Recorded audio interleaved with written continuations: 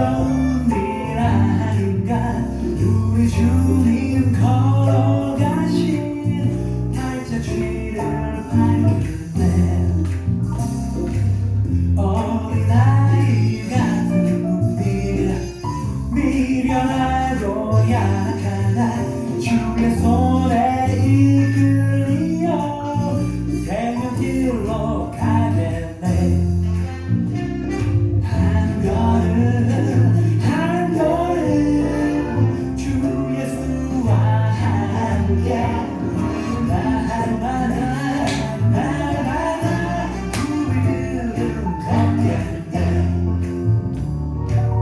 꽃이 피는 들판이나 험한 골짜기라도 주가 인도하는 대로 주와 같이 가겠네. 날 성지 에녹같이 우리들도 천국에 들려 올라갈 때까지 주와 같이 걷겠네. 한 걸음 한 걸음 주 예수와 함께 날마다 우리들은 걷겠네. 주의 발자취를 따름이 어찌 기쁜 일이 아닌가. 마음의 하늘 맑게 개이고 밝은 빛이 비치네. 발자취를 따라가세 함께 나가세. 발자취를 따라가세 노래하며 기쁘게. 발자취를 따라가세 함께 나가세. 발자취를 따라가세 노래하며 기쁘게. 노래하며 기쁘게. 노래하며 기쁘게.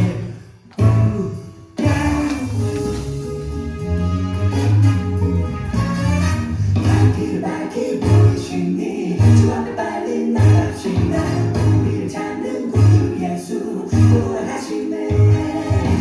우리를 오라 하시는 말 기쁨이 듣고 즐거워서 주를 믿기 참지 말고 속히 나가세. 죄 앞보다는 위험한 땅 뛰며 주를 보게. 내 하늘에 계신 주 예수를 영원히 섬기리. 죄 앞보다는 위험한 뛰며 주를 보게. 하늘에 계신 주 예수를 영원히 섬기리. 죄 벗은 우리 영혼은 기뻐 뛰며 주를 보겠네. 하늘에 계신 주 예수를 영원히 섬기리. 영원히 섬기리.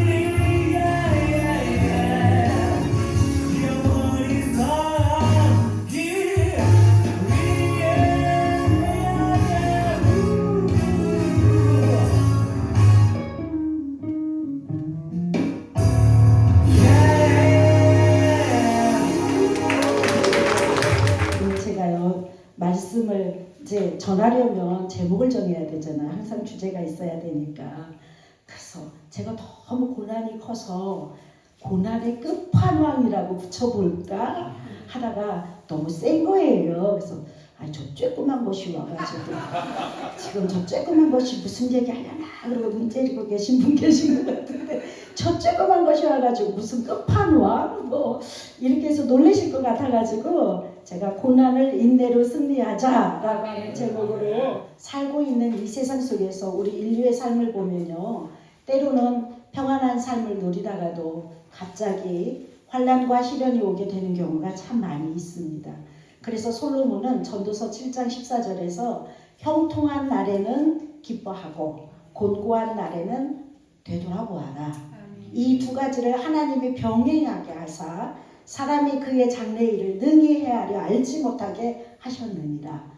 언제 고난이 올지 몰라요. 어제 일과 같은 기쁨이 오늘 있다고는 할 수 없다라는 얘기입니다. 한치 앞을 내다볼 수 없는 우리의 인생이라는 이야기를 솔로몬이 이야기했던 것 같습니다. 욥이라는 사람은 행복과 불행의 극치를 넘나드는 아주 큰 고난을 겪었던 사람입니다. 그때 그는 한때 아무나 가질 수 없는 부유와 행복을 가지기도 했었지만 극심한 환난과 시련을 통해서 인생의 가장 큰 고통을 당하였던 사람이 욥인 것을 저와 여러분은 욥기서를 통해서 수많은 목사님들, 강사 목사님들, 또 평소에 추석하고 있는, 몸담고 있는 제단의 목사님들을 통해서 욥에 대한 고난과 인내에 대한 말씀을 많이 들었을 줄 믿습니다. 이렇게 욥이 당한 환난과 시련은 하나님의 은총을 보이시기 위한 환난이라고 볼 수 있습니다. 욥의 환난과 시련은 오늘을 사는 우리에게, 그리스도인들에게도 환난과 시련이 있을 수 있음을 보여주는 것입니다. 욥은 순전하고 정직한 사람으로 하나님을 경외하는 사람이었어요. 그래서 말씀에 보면 동방의 의인이라. 사단이 와서 아이고 복이란 복은 욥에게 다 부어주니까 저렇게 잘 믿지요. 사단이 와서 그래. 아니야, 내가 욥은 믿어. 그러면 시험해볼까요? 그래, 시험하되 목숨만은 건드리지 마. 이러면서 시험을 허락했던 것처럼 이렇게 우리에게도 원치 않는, 나는 시험 받을 내용이 없을 것 같고 내가 뭐를 잘못했기에, 성도들은 그렇게 얘기하죠. 목사님 너무 억울해요. 나는 막 하라는 거 다 했죠. 주일도 잘 지키죠. 11조도 잘 내지요. 헌신도 하는데 내가 왜 이런 고통을 당해야 하는지, 내가 왜 암을 알아야 하는지 모르겠어요. 이렇게 말씀하시는 분들이 있는 것과 같은 내용이라고도 볼 수 있겠죠. 이렇게 하나님을 경외하는 사람에게 왜 이런 일이, 동방의 의인이라고 하나님이 인정했던 욥에게조차도 왜 그 많은 고난의 끝판왕이라고 또 다른 이름을 붙여줄 만한 굉장히 큰 그런 고난과 시련과 환난을 당했을까요? 그것은 저와 여러분에게도 그런 시련과 환난이 올 것이라는 것을 말씀해주고 있다고도 믿어야 될 줄 믿습니다. 욥이 당한 환난 속에서 우리는 환난의 동기와 환난의 결과, 환난에 대한 그런 모든 것을 배우게 되는 것인 줄 믿습니다. 욥은 어떤 시련을 당했을까요? 첫째, 물질적인 시련을 당했어요. 그리고 가정적인 시련을 당했어요. 그리고 자기의 건강을 잃었습니다. 그리고 친구들이 와서 이야기하는 걸 보면은 그 사회적인 시련에도 있었던 것을 우리가 욥기서를 통해서 볼 수 있습니다. 욥은 이렇게 여러 가지 참을 수 없는 시련 때문에 고통을 당했습니다. 그러나 욥은 좌절하지 않았어요. 욥기서 6장 10절의 말씀을 보면 그러할지라도 내가 오히려 위로를 받고 그칠 줄 모르는 고통 가운데서도 기뻐하는 것은 내가 거룩하신 이의 말씀을 거역하지 아니하였습니다. 아멘. 시련 가운데 계신가요? 말씀을 의지하고 말씀의 뜻을 주시는 그 주님의 말씀에 거역하지 않는 여러분 되시기를 간절히 소원합니다. 어떠한 역경과 시련에 봉착한다 할지라도 하나님을 신뢰하고 믿음이 있는 사람은 반드시 일어나는 삶을 살 수 있다는 것을 욥기서에서 우리는 배워야 합니다. 토마스 뮬러라고 하는 사람은요, 날이 밝기 전이 가장 어둡다고 이야기했어요. 인생의 어두운 시련을 극복하고 나면 반드시 하나님께서 밝은 광명을 허락해 주시는 것을 믿으시기 바랍니다. 시련을 이길 수 있는 비결은요, 오직 믿음으로 인내하는 것입니다. 오직 믿음만이 환난과 시련을 이길 수 있음을 믿으시기 바랍니다. 그러면 이 앞에 있는 쬐끄만 이 목사는 무슨 시련이 있었을까요? 제가 이겼기 때문에 여러분 앞에 이렇게 웃는 모습으로 제 간증을 듣고 나면요, 여러 목사님들이 어떻게 그러한 삶을 살았으면서 그 얼굴을 가질 수 있었어요? 아유, 쭉 그렇게 사세요. 은혜입니다. 제 간증을 들으면 그렇게들 얘기하십니다. 오늘 여러분에게도 제가 당했던 시련과 고난 가운데에서 오늘 말씀대로 인내로 이겨온 그리고 승리한 저의 이 간증으로 여러분이 같이 승리하는 힘을 얻는 그런 귀한 기회가 되기를 간절히 소원합니다. 네, 지금부터 제 간증을 할까요? 간증의 끝판왕, 고난의 끝판왕이 욥 이상의 고난의 끝판왕이 바로 저예요. 그럴 것 같지 않지만 이야기를 들으면 오늘 입신 아닌 뒤로 넘어가는 일들이 오늘 생길지도 모르겠습니다.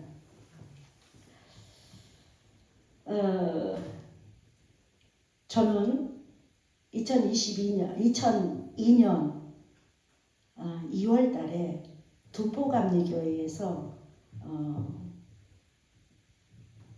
찬양 전도사로 부임받아서 2001년부터 사역을 시작했어요. 그때가 이제 대학원 신학대학원 과정 중에 있는데 천안에 있다가 제가 한 학기를 대학원을 마치고 나니까 천안에서 수원까지 학교를 다니는 게 너무 어렵고 40살인데 귀찮은 거예요.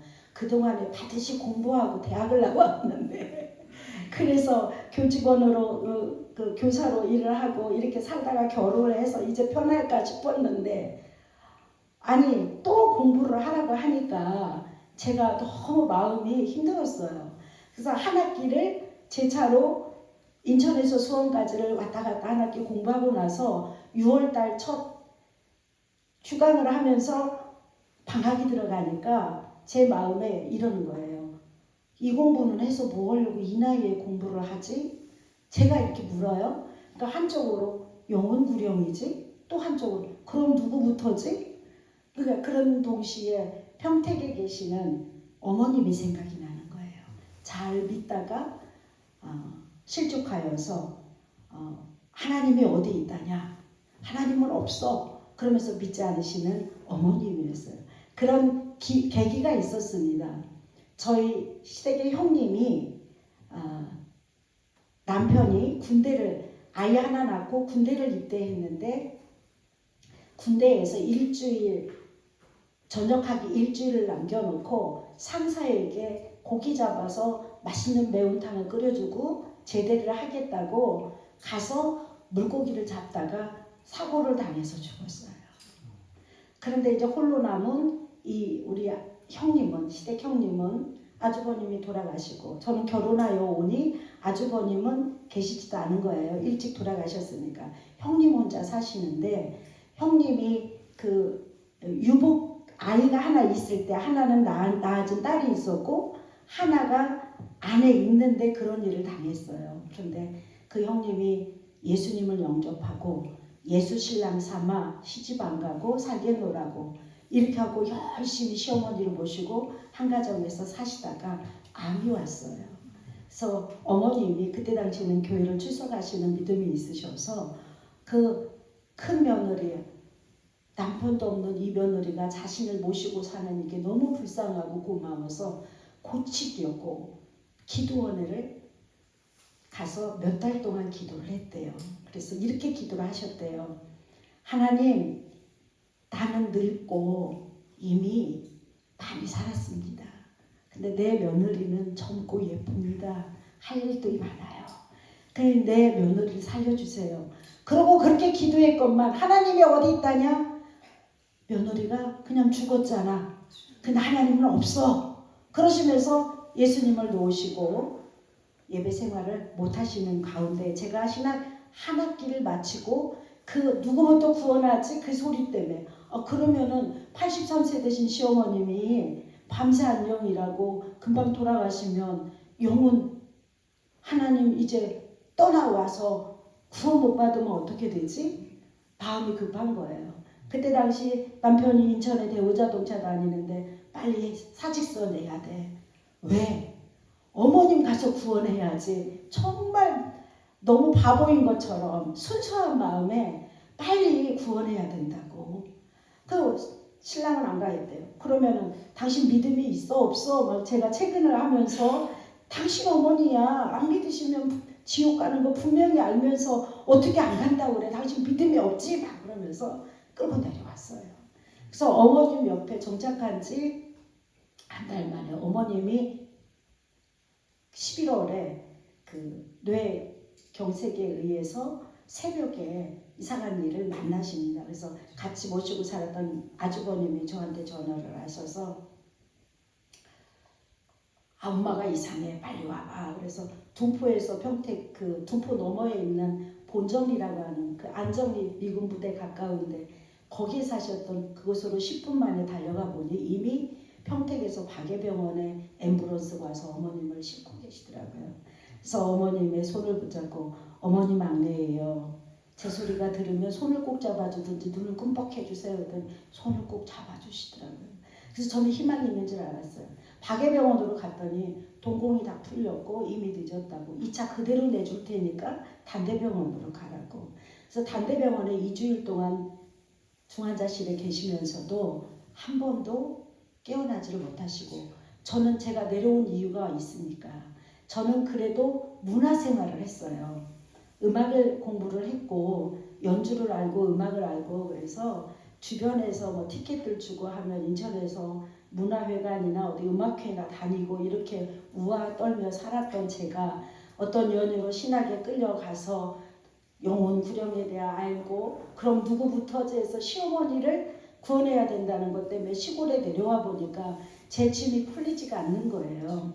논바닥에 있는 집에서 11월에 들판에 익은 곡식이 다 걷어 들여갔는데 그 들판에 가서 짐은 안 풀리고 내가 여기서 어떻게 살지? 그리고 둔포 시내에는 시누가 있지 시아버지 어머님이 있지 형제들이 다 포진되어 있는 거예요. 그 처음에 제가 이 동네에 내려온다고 할 때부터 친정이고 친구고 말리기를 너는 왜 사람들이 다 피하는 길로 가려고 하냐? 호랑이 굴을 왜 가냐? 내가 가야 돼. 정말 바보처럼 순수한 마음에 내려왔는데 아니 온지 내 짐이 다 풀리기도 전에 어머님이 이런 사고를 당하시고 중환자실에서 아무것도 들으시지 못하신다고 하시니 마음이 너무 힘든 거예요. 그래서 중환자실에 계신 어머님을 중환자 면회할 때마다 귀에 대고 기도하고 그러고 나왔는데 2주가 돼도 어머님이 회복을 안 하시니까 형제들이 회의를 해서 산소호흡기를 끼고 집으로 오셔서 집에서 떼고 장례를 치르자로 결론을 냈어요. 너무 마음이 힘든 거예요. 그래서 제가 먼저 그 동네로 달려와서 동네의 동산 중앙에 있는 교회에 쫓아가서 제가 어디에 막내 며느리입니다. 우리 어머님이 지금 이런 상황인데 오셔서 예배 드리실 수 있어요? 그랬더니 아유 해드려야죠. 그리고 목사님이 그 동네에 계시는 장로님하고 늑수룩한 권사님 두 분을 모시고 어머님이 앰뷸런스로 저희 집에 시댁에 도착하기 전에 오셔서 기다렸다가 임종 예배를 드리는 걸로 어머님의 생이 맞춰지셨어요. 그 바람에 제가 이렇게 인천 쪽에 있다가 저희 고향은 친정은 강경인데 시집 온 건 대우자동차 다니는 남편에게 와서 인천에 있다가 인천에서 신학으로 끌려오면서 영혼구령에 대해서 알고 어머님을 구원해야 된다라고 하는 순수한 마음에 시골 둔포까지 내려왔다가 다시 이 충청도 지역의 천안에 제가 목회를 시작하게 됩니다. 그런데 이렇게 너무 이렇게 어머님 이야기가 길었던 것 같아요. 사실 솔직히 말씀드리면 제가 고난의 끝판왕이라고 한 것처럼 고난을 너무 다양하게 당했기 때문에 12권집 한 3지를 써서 내도 모자랄 만큼의 고난의 이야기가 엄청 많이 있습니다. 그렇게 이렇게 시작해서 신학길로 들어서면서 어려움을 당하는데요. 2002년도에 신학대학원에 3년 1학기를 마치고 2학기를 해야 할 시간에 교통사고가 났어요. 둔포감리교회 음악전도사로서 성가대 주일을 하고 주일학교를 맡아서 일하고 있을 때 조성원 감독님 계시는 그 교회에서 일하고 있을 때 제가 교통사고를 났는데요. 그 지역에서 다 죽었다고 소문났던 그 사건이 제가 주인공인 거예요. 2월 달에 주일날 제 딸아이 6살 된 딸아이를 뒤에 태우고 주일학교도 맡겨주셨기 때문에 주일학교 일로 주일학교로 둔포교회를 가다가 시골길은 2월 달이어도 추우면 그늘이 있는 곳에는 얼음이 살짝 얼어요. 그런데 이 다리 밑을 지나다가 이 노빙에 조그만한 차가 미끄러집니다. 근데 그때 둔포에 있는 모든 도로를 확장하느라고 논마다 산더미 같은 흙을 다 쌓아놨어요. 근데 2월 달에 깡깡 얼었어요. 그 작은 차가 미끄러지면서 논바닥에 있던 그 산더미 같은 그 흙에 탁 치고 다시 올라왔다 뚝 떨어지는 사고였는데 차는 폐차가 되고 전 23군데가 부러집니다. 양쪽 쇄골이 다 나가고 양쪽 폐가 다 터지고 갈빗대가 오른쪽은 다 끊어졌는데 한 대에 두 동강이 나는 곳들이 3군데가 생길 만큼 그리고 중추 6번, 7번이 깨졌어요. 그래서 평택에 있는 굿모닝 병원에 중환자실에 3일을 있는 동안 의사 선생님이 갈빗대가 다 부러져서 이게 무너지면 숨을 못 쉬고 죽는다. 그러니 준비를 해라 하는데 3일이 지나도 제가 중환자실에서 견뎌내니까. 근데 그때 내가 견딘 것은 내가 견딘 게 아니고 후회한 일이지만 제가 둔포교회에서 열심히 전도사로 사역을 하고 이러니까 인기가 있었겠어요? 없었겠어요? 인기가 많았어요.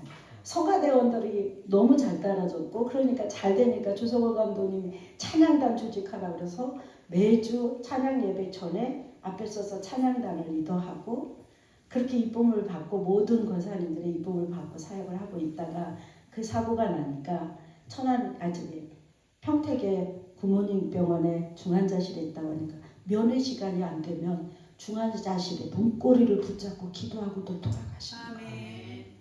그 기도로 제가 3일 만에 죽는다고 하는 그 죽음을 맛보지 않고 생명이 살아있으니까 저희 형제들이 사설 앰뷸런스를 사서 한양대학병원으로 저를 후송을 합니다.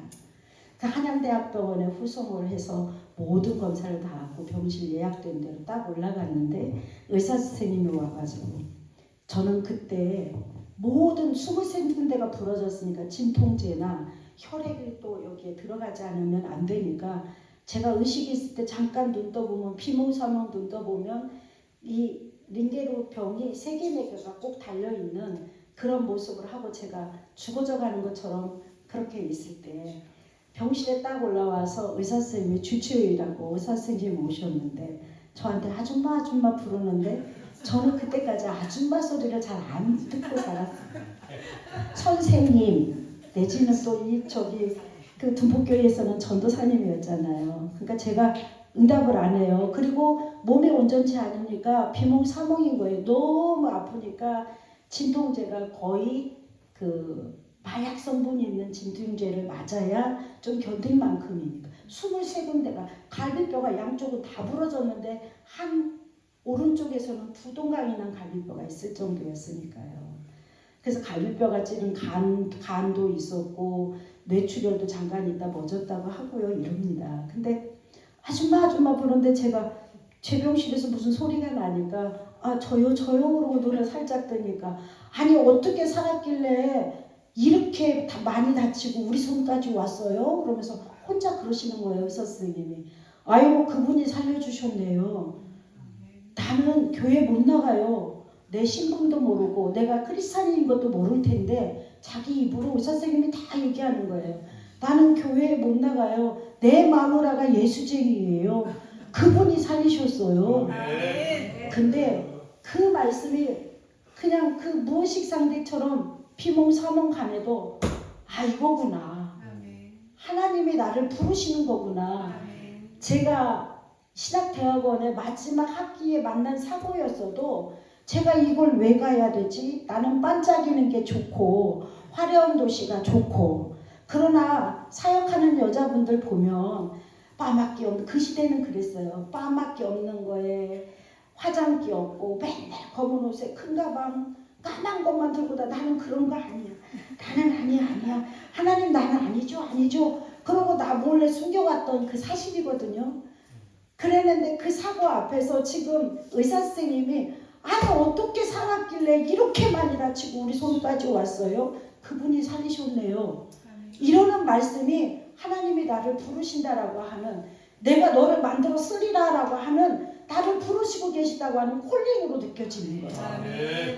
그래서 그 콜링이 분명해서 이 길에 여기까지 오면서 맨 땅에 헤딩한다고 하는 맨 땅에 헤딩.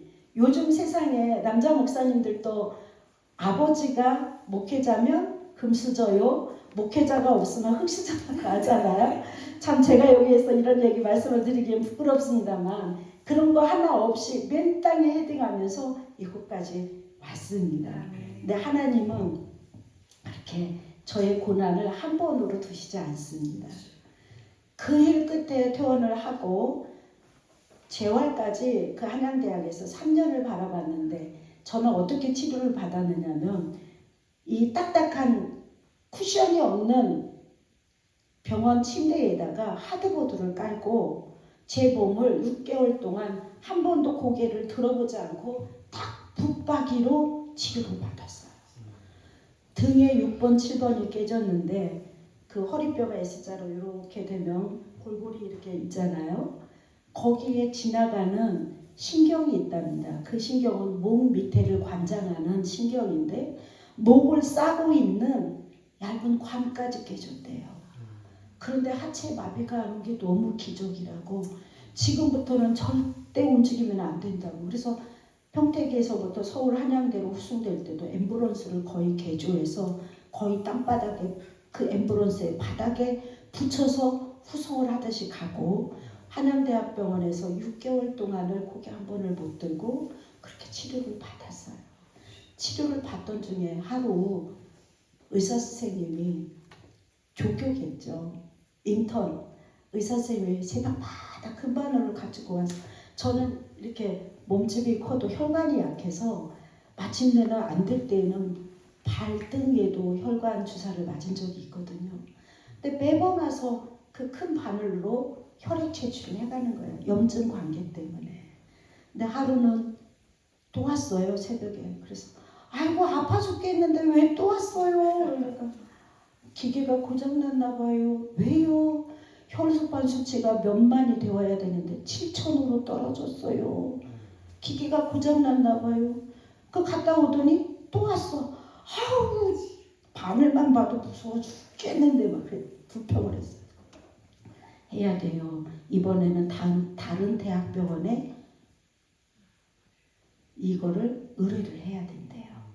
그래서 또 했는데 여전히 몇십만의 혈소판 수치가 있어야 되는데 7,000에 머물러 있으니까 그 다음에 주치의가 와서 가족력에 혈우병 환자가 있습니까?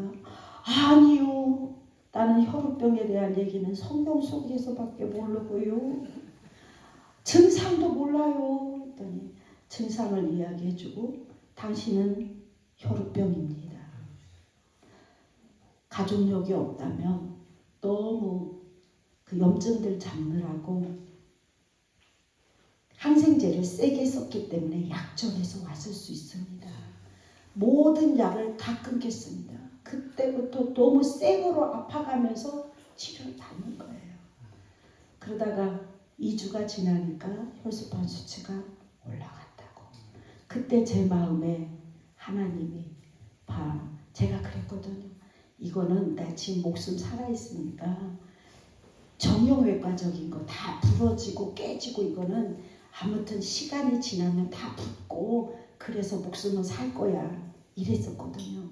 그런데 하나님이 죽음의 과정을 2번을 거치게 합니다. 하나님만을 의지하게 너는 네 상식적으로 정형외과적인 거니까 시간이 약이 될 거라고 했지. 아니야, 내가 한다. 이것을 보여주기 위해서 2차례로 거꾸로 가는 치료를 주는데요. 여기에 폐가 터져서 하나는 혈흉이라고 피가 고여 있었고 왼쪽에는 기흉이라고 폐가 이미 다 찌그러들었어요. 이렇게 활동을 못해요. 근데 혈흉이라고 했던 이쪽에 피를 다 뽑아내느라고 3개월 동안 평택의 굿모닝병원에서 둔푸에부터 실려가면서 응급으로 메스로 찍고 이만한 관을 꽂아서 혈액을 밖으로 빼는 거예요. 고여있던 거를. 그 과정 속에서 병원균이 들어가서 썩어가는 거예요.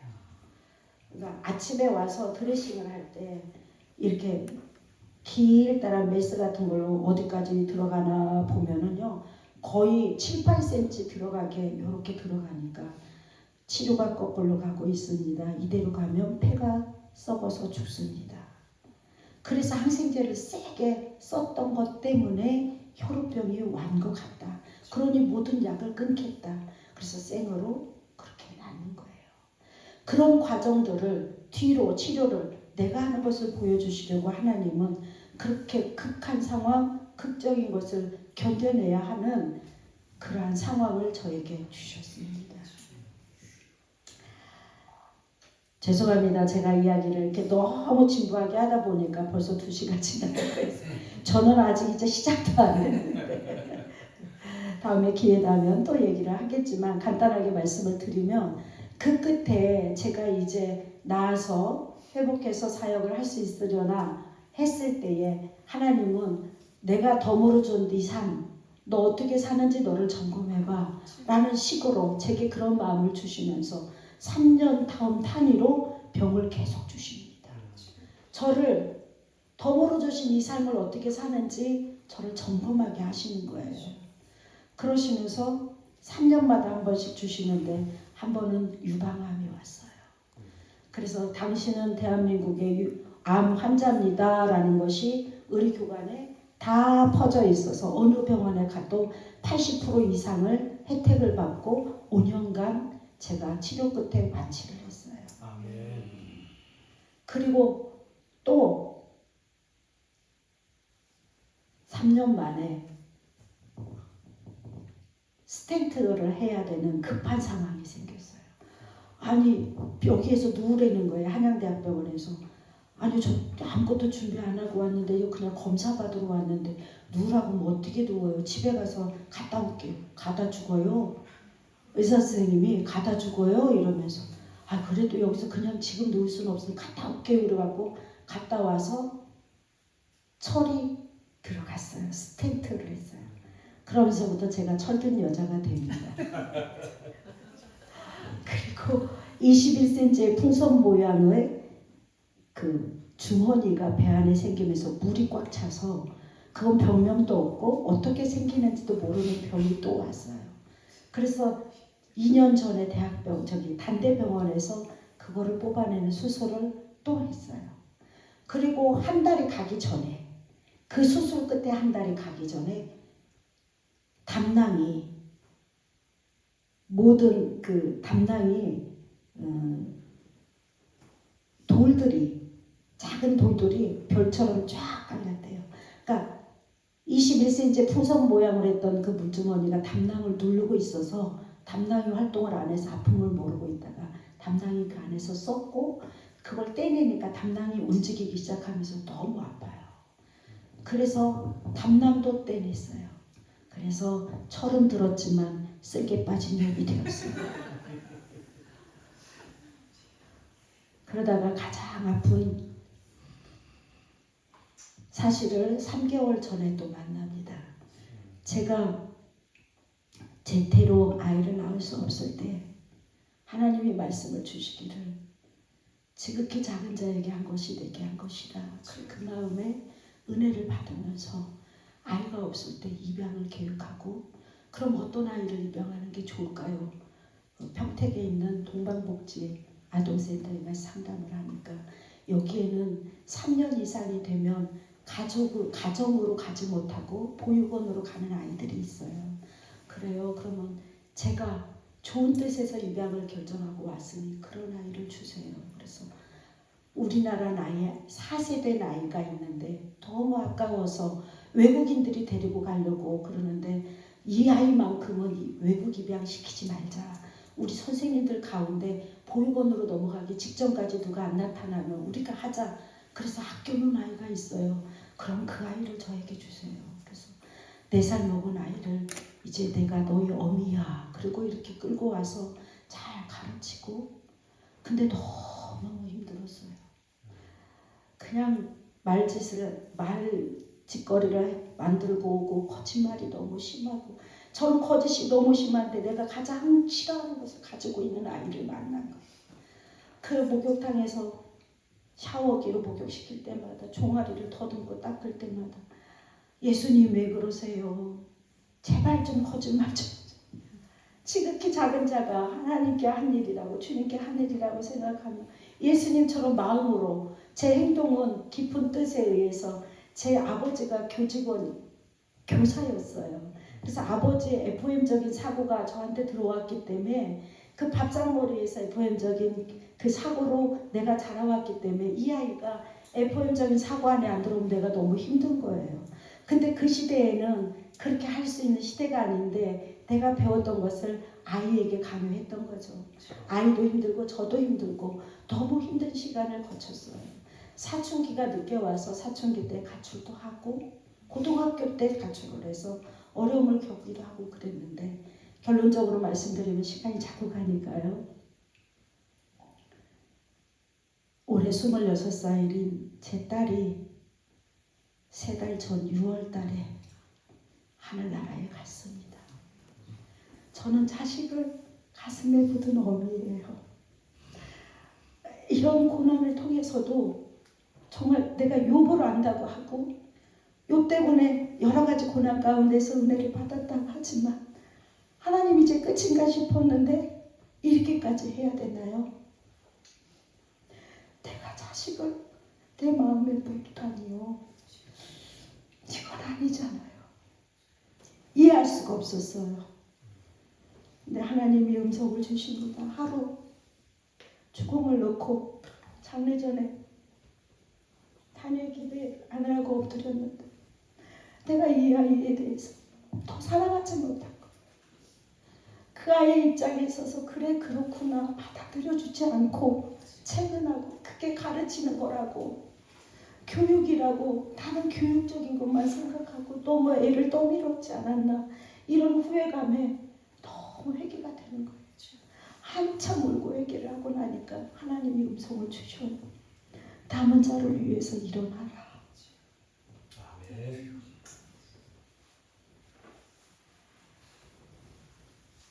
남은 자를 위해서 일어나라. 그 음성을 계속 주십니다. 남은 자는 누구일까? 그러다 생각하니 제게 맡겨진 영혼이라는 것을 기억했습니다. 아멘. 그때 아름다운 교회는 17명, 18명 정도 예배를 드리는 작은 교회였어요. 근데 이 아름다운 교회도 제가 목회를 하면서 늘 제 목회는 삼중구의 목회예요. 아무리 감리교회가 여성 목사를 1931년부터 안수를 했다고 하지만 여전히 감리교 아니라 여성 목회자는 어려움이 많습니다. 감리교는 또 연급제도예요. 제가 늦게 왔잖아요. 연급 낮지요. 나이 많지요. 비전교회이죠. 나이 삼중고 목회예요. 이거를요 노래처럼 많은 사람한테 뭘 잠깐 얘기하라고 하면 삼중고 목회의 어려움을 얘기하곤 했었거든요. 그러다가 어느 날 4년 전에 제가 가만히 삼각교회에서 기도를 하고 있는데 내년이면 내가 60이네? 제 개념으로 60이면 노인인 거예요. 그리고 감리교회 10년밖에 안 남았는데 내가 이렇게 삼각교회에서 멈추는 거는 어렵게 시작하고 이 고난 속에서 목회를 뒤돌아보지 않고 맨 땅에 헤딩하도 순종만 하고 한 번도 불평하지 않고 그 불평할 수 있는 그런 이런 상황 가운데서도 불평하지 않고 왔는데 이 삼각교회에서 멈추기는 싫은 거예요. 그래서 하나님 저 지어진 교회 주세요. 땅에 지어진 교회 주세요. 근데 거기까지만 기도했어야 돼. 그 다음에 뭐라고 하냐면 이놈의 방정 맞은 입이 비가 새도 좋아요.